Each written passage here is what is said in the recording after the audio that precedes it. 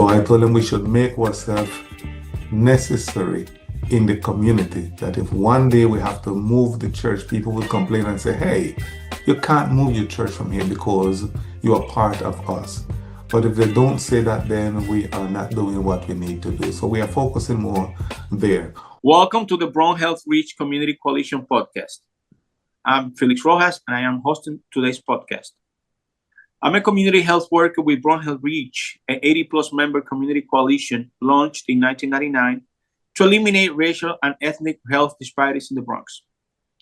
For the past 6, almost 7 years, myself, along with my co-host, Cheku Maran, I've been doing outreach for the Immigrant Health Initiative led by Bronx Health REACH and its parent organization, the Institute for Family Health. The Immigrant Health Initiative is a program that focuses on decreasing health disparities among foreign-born New Yorkers, regardless of their immigration status. Funding for this program is provided by the New York City Council. We focus on 3 goals: promoting access to health care, dismantling cultural and language barriers to needed health care, and increasing access to resources and interventions. We partner with New York lawyers for the public interest that provides pro bono legal consultation and public health solutions that provides health insurance. For today's podcast, we'll be talking with Pastor Daniel Duffis, pastor at University Seventh-day Adventist Church and also Spanish Seventh-day Adventist Church in the Bronx. Pastor Duffis, thank you for joining us. It is my pleasure to be here with you, Felix and Shaku. God bless you. And here we are to have a short conversation today. Yeah. Before this conversation, I gotta say that I'm glad that you took time of your busy time to be with us. And since the first time that I met you a couple of years back when the pandemic started, every time I got a chance to say you thank you for opening the doors to your house for our service. I'm so grateful. And I seen Pastor Duffis in action. Pastor Duffis, he can cook, he can sing, he plays a mean piano, he's a leader. Beautiful blue eyes, always, dressed to the 90s. And I'm glad that you're here, Pastor. My pleasure to be here, my friend. And it has been a pleasure working with Bronx Health during the past 4 years. We are completing 4 years now that we're working together since 2001. Yes, 2021. Indeed. Yes, indeed. And I hope this marriage keeps going on until, we departed from here. Yeah. Pastor, I'm glad to work with you guys. It's a joy serving the community along with you guys. Yes, indeed. Yes, indeed. Pastor, tell us about your role at Spanish University Seventh-day Adventist Church and how long you have been involved in this role. I have been in the Spanish University Seventh-day Adventist Church and West Bronx because we have 2 churches in the same building at 165 East Remont Avenue. So I have been there for the past 4 years. My role is to help the people to grow spiritually, to connect with God, and also connect with each other and their community. So my role there is to shepherd them. They are what the Bible calls a flock, and I am the shepherd. So my role is to lead, to guide, to help them to bring healing into their midst, emotional, spiritual healing. And of course, we have to deal with their physical problems as well. So we do whatever it takes to help them to grow and to reach out to the community, because we believe that the church is not the property, or the building is not a property of the church, but it is the property of the community. You cannot close the doors of the church to someone.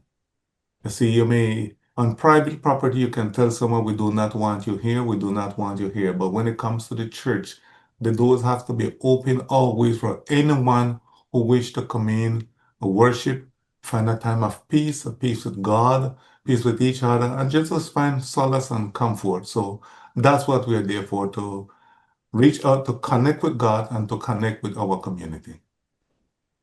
Wonderful, Pastor. I like what you say, because I see that beside that, because even when we have events at your church, I be sneaking, seeing all the stuff you do, like baptizing, all those wonderful stuff, health fair, you know, all this giving healthy food, but I'm trying to see how those initiatives you do help those. I see a lot of immigrants come out there, how it help them for seeking healthcare when they need healthcare. How your initiative? What all you do? How it works? Yes, part of the role, otherwise from being a pastor, I have other roles. How would I say? I was educated also. I studied other things that I was from theology.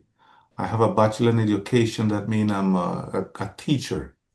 Mhm. And so I have a master in public health. So I sort of make sure that people are health are well taken care of. And I have a PhD in business.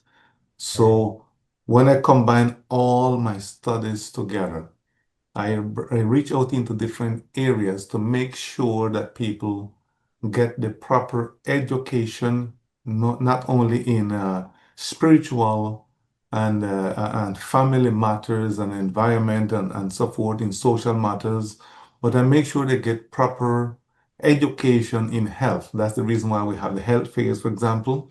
That's the mhm. reason why we serve a certain amount of food that helps people to understand that they have to take care of the body. You see, the Bible tells us that our bodies are temples of God, temples of the Holy Ghost.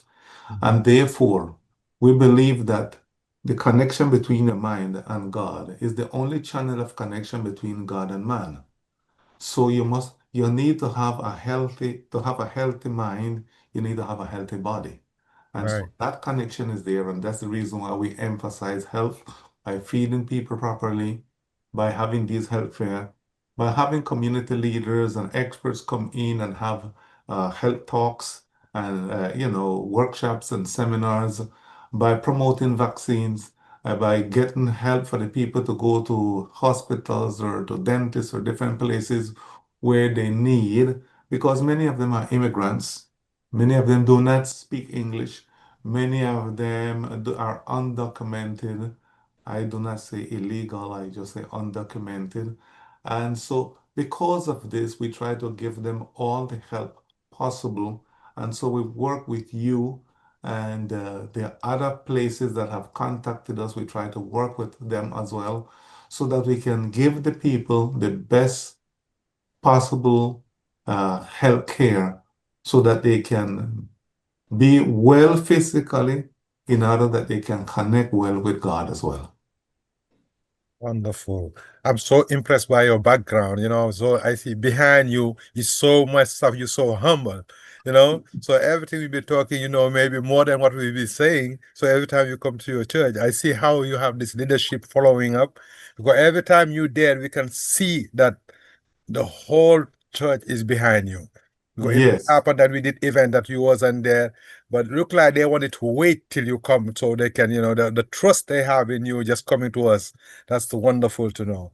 I'm trying to find out, Toto, which communities do you focus your out when you do your things? Is it a special community, or is a particular immigrant group that you focus on, or is this anybody? It is just general. Mostly it is right there around the church in the Bronx because we know we are in West South Bronx, and it's to me one of the poorest community in the whole of the United States, not only in New York, but the United States. And because of this, we focus more on surrounding the church area so we can be a positive influence in our area. That's the idea. And I usually tell the church members that if one day our church should close down and nobody complains about it, it means we have lost sight of our business while we are there. So I told them we should make ourselves necessary in the community, that if one day we have to move the church, people will complain and say, hey, you can't move your church from here because you are part of us. But if they don't say that, then we are not doing what we need to do. So we are focusing more there.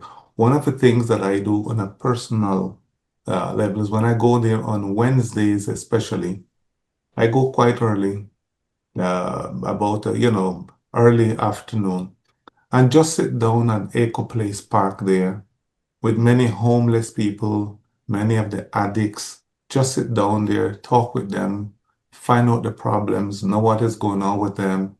And sometimes I provide food for them or provide clothing for them because I think everybody needs a chance to show that they are human beings. They may be going through difficulties at times, but all the time they should know that they are human beings and we should respect the fact that they're children of God. Pastor, that's talking to you, and the times that I've been blessed enough to be around you when you're in action, to me, it's like a master class. Because there's not a time that I go there and I see you doing what you do, and I have to learn something from out of it.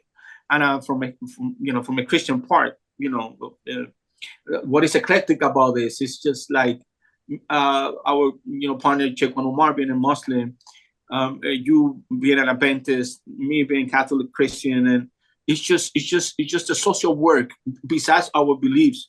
It's the connect that we have to each other. It's the message that we bring to the masses. When I go to your church, to the place of worship on Saturdays, I literally feel at home. And every time I go with Cheku, we look at each other, we like we know that each other, like we are home. So Yes. definitely, I'm glad for that. And Pastor, what are the outreach strategies that you use to successfully connect with immigrants? I'm glad before I say that, before I answer your question, I'm glad that when you come there, you feel at home because that's what our focus is to make the church home away from home. That's the idea that we're building, that we are a family. And it does not matter what you believe, the language that you speak, the country that you are from, the religion that you profess. When you come to our church, we want you to feel that you are at home. So we Yes. do not throw religion in your face because when Jesus was here, he loved everyone and he Mhm. asks us to love everyone. Right. And so that's what we are trying to do, of course. Um, what have we done to have outreach to immigrants?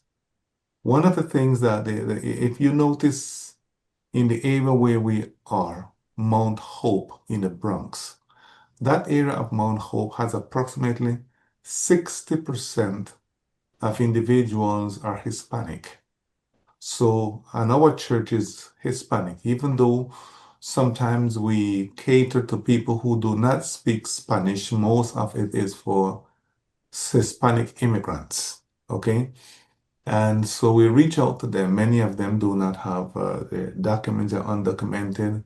We try to see ways in helping them to legalize their status in the country, get their proper documents and so forth.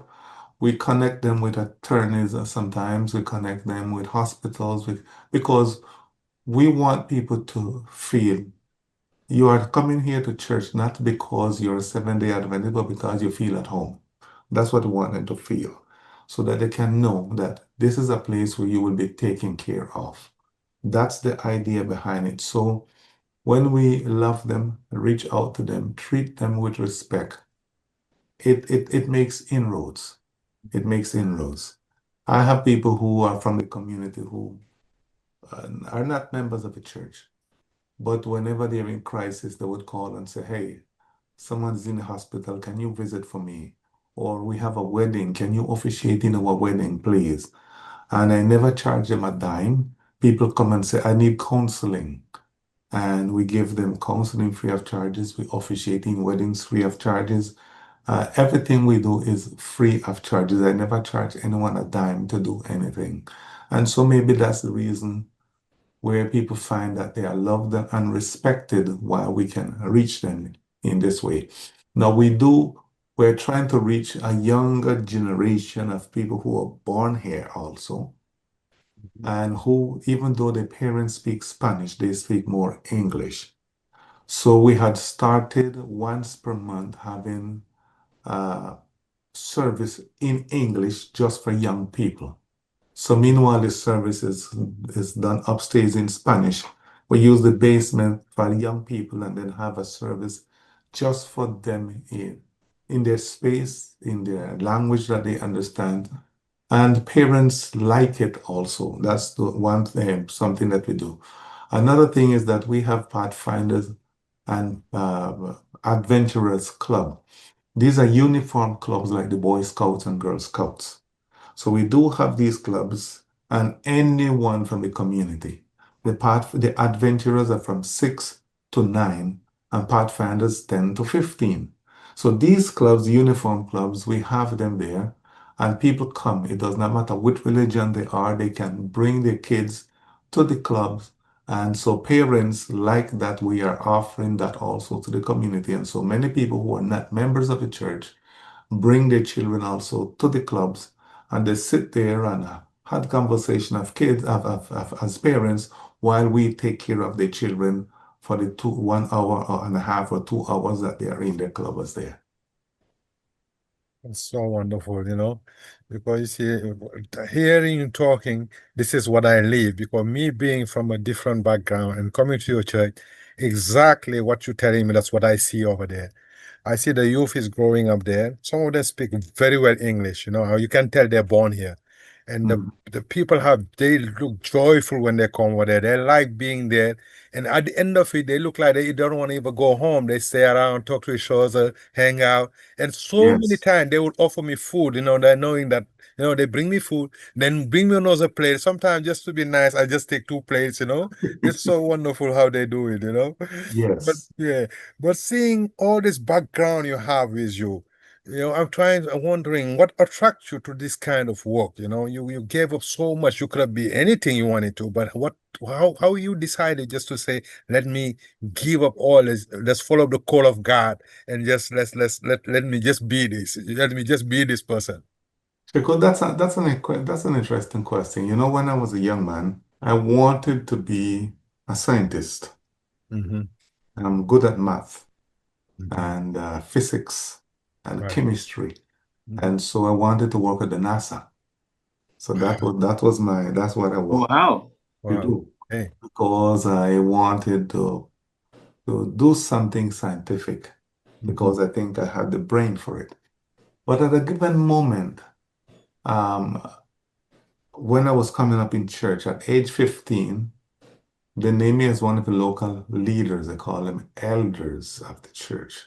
I was only 15, but there were no many men in my church back in Colombia, in the little island of San Andres. And so they wanted me to become one of the leaders. And they asked me to preach. And so at age 15, I started preaching in the church. Wow. Many pastors and older folks would see me and say, you should become a pastor. I told them I wanted nothing to do with being pastor. I want to be a scientist. And it went on for about 3, 4 years. They were telling me I have to be a pastor, I have to be a pastor, and so forth.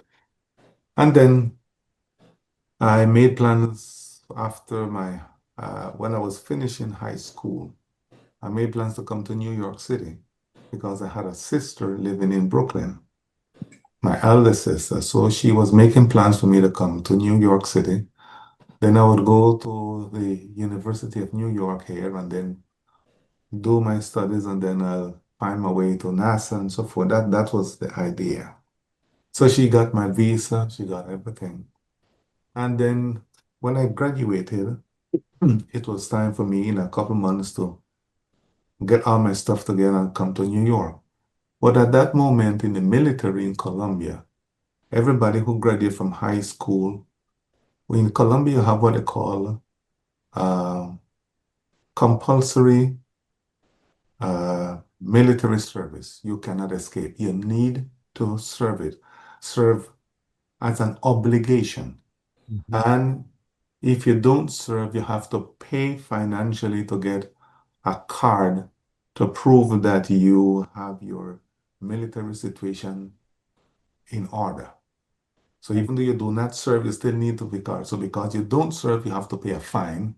And Right. sometimes it was quite hefty. And Mm-hmm. so they chose me as one of the graduates that I had to go to work in the palace of the president in Colombia because I was bilingual.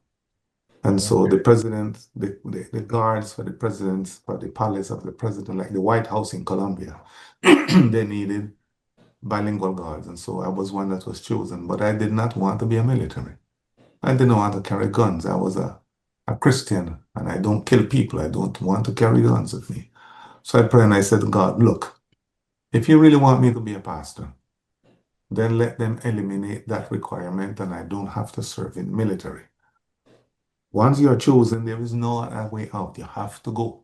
And I was chosen, and I said, God, you are the only one that can eliminate this because it's compulsory in Colombia. Once you're chosen, there is no other way out. You can't you can't buy your way out of it.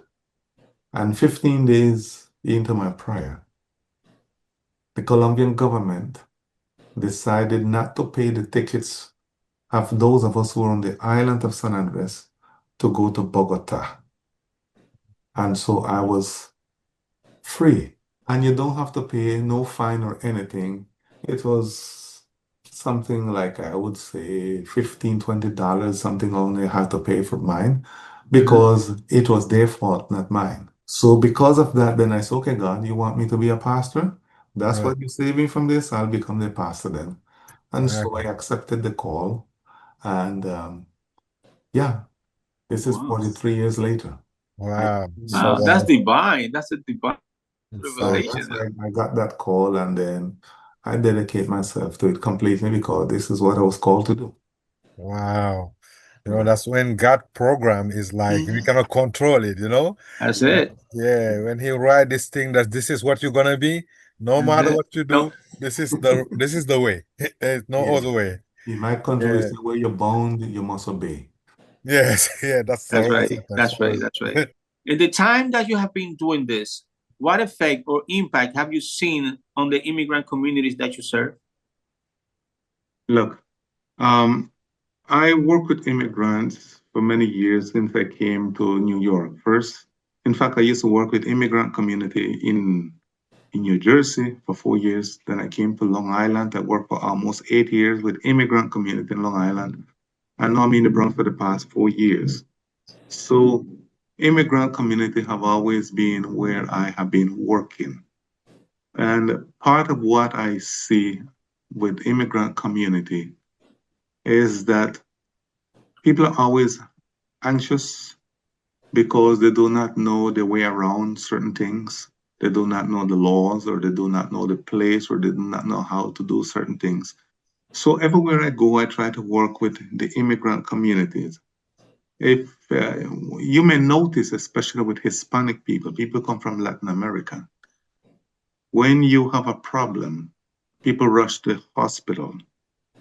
Here in the United States, people go to their primary care doctor.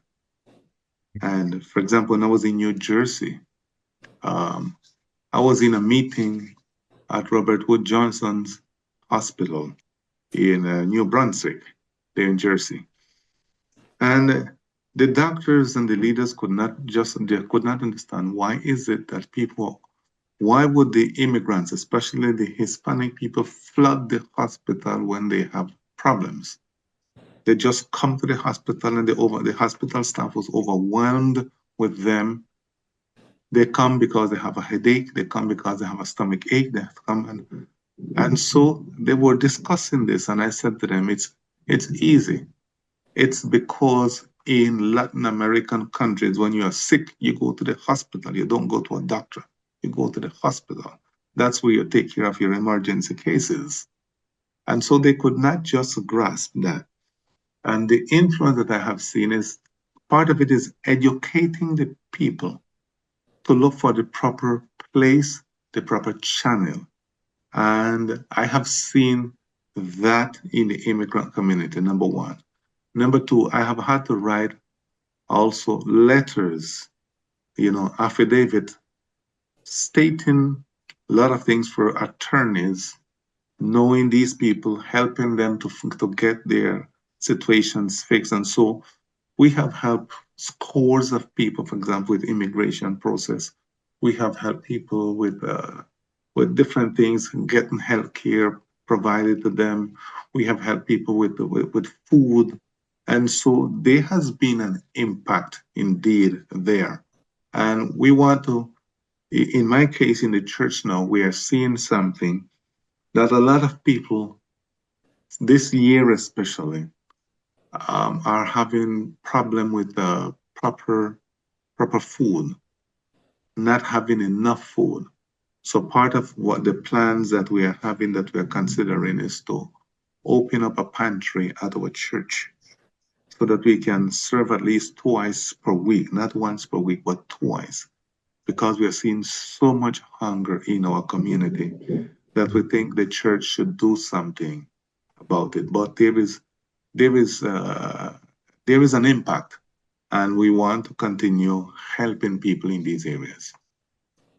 Pastor, it's good that you mentioned that, because me as a Latino and being a community health worker, one of the things that we try not to teach but to enlighten people about preventive care. Yes. Like you just mentioned, like we just wait for the last minute to get it fixed, and that's what is happening since I became a community health worker, together, with my partner Cheikh Umar. That there's no way. I mean, there's no need for you to wait for the last minute to go to the emergency room. That's where the education comes involved in it.